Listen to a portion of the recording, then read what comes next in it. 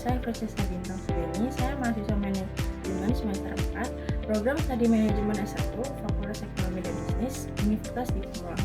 Dalam video kali ini, saya akan membahas topik tentang restrukturasi perusahaan yang mencakup adanya alasan yang perlu untuk restrukturasi perusahaan, jenis-jenis restrukturasi perusahaan, dan sebagainya. Apa sih restrukturasi perusahaan? Restrukturasi merupakan langkah krusial bagi perusahaan untuk tetap kompetitif di tengah perubahan pasar. Melalui presentasi ini, saya akan menguraikan bagaimana proses ini dapat menjadi solusi untuk meningkatkan kinerja dan efisiensi.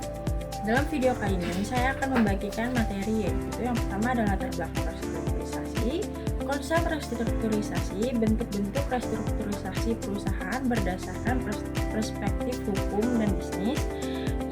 Yang keempat ada alasan dan tujuan restrukturisasi, dan yang terakhir ada manfaat dan strategi restrukturisasi. Yang pertama, latar belakang restrukturisasi. Restrukturisasi perusahaan telah menjadi strategi krusial dalam menghadapi dinamika dan ketidakpastian ekonomi global, perubahan kondisi ekonomi, persaingan bisnis yang ketat, dan perubahan regulasi seringkali mengharuskan perusahaan untuk melakukan penataan ulang dalam berbagai aspek, termasuk bisnis, keuangan, manajemen, dan organisasi. Yang kedua itu ada konsep restrukturisasi dan jenis restrukturisasi. Restrukturisasi adalah penataan ulang sendi-sendi perusahaan akibat krisis ekonomi atau ketidakpastian ekonomi global. Restrukturisasi adalah upaya pembaruan perusahaan di dalam bisnis. Yang kedua itu ada jenis-jenis restrukturisasi. Yang pertama, restrukturisasi bisnis. Restrukturisasi bisnis itu adalah penataan rantai bisnis untuk meningkatkan daya saing. Yang kedua, restrukturisasi keuangan. Penataan struktur keuangan untuk meningkatkan kinerja keuangan.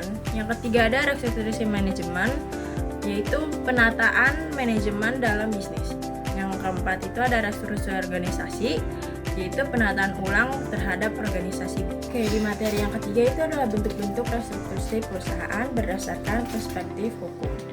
Restrukturisasi perusahaan sebagai perubahan menyeluruh aspek keuangan dan operasional. Restrukturisasi perusahaan merupakan strategi yang diterapkan oleh perusahaan guna untuk menyesuaikan diri di lingkungan restrukturisasi perusahaan. Di materi ini terdapat jenis-jenis restrukturisasi perusahaan menurut perspektif hukum dan bisnis.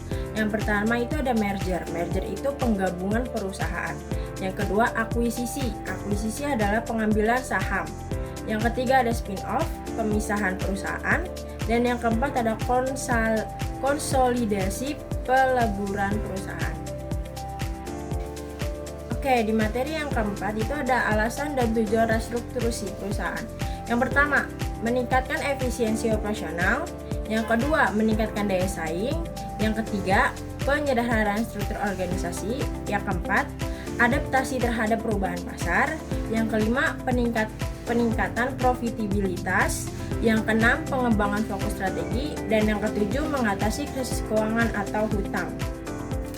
Di materi keempat itu ada manfaat dan strategi restrukturisasi perusahaan.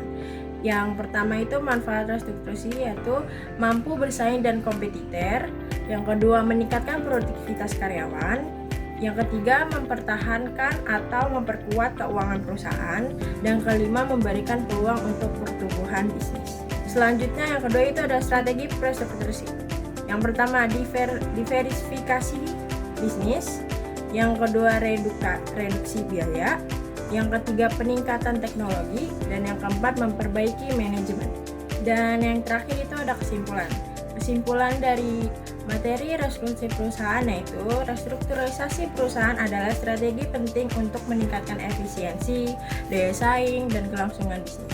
Meliputi aspek bisnis, keuangan, manajemen, dan organisasi. Restrukturisasi dapat dilakukan melalui merger, akuisisi, divestasi, atau spin-off. Proses ini tidak hanya mengetahui krisis keuangan, tetapi juga membuka peluang pertumbuhan jangka panjang. Dukungan regulasi pemerintah seperti Undang-Undang Nomor 40 Tahun 2008 memastikan restrukturisasi perusahaan berjalan transparan dan lain-lain.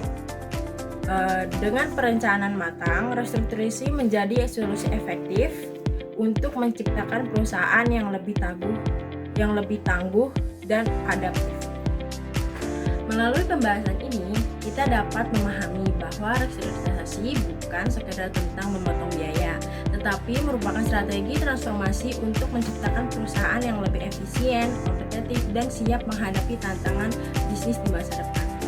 Semoga video pembelajaran ini dapat bermanfaat bagi kita semua. Sekian dari saya, bila ada salah mohon dimaafkan. Wassalamualaikum warahmatullahi wabarakatuh.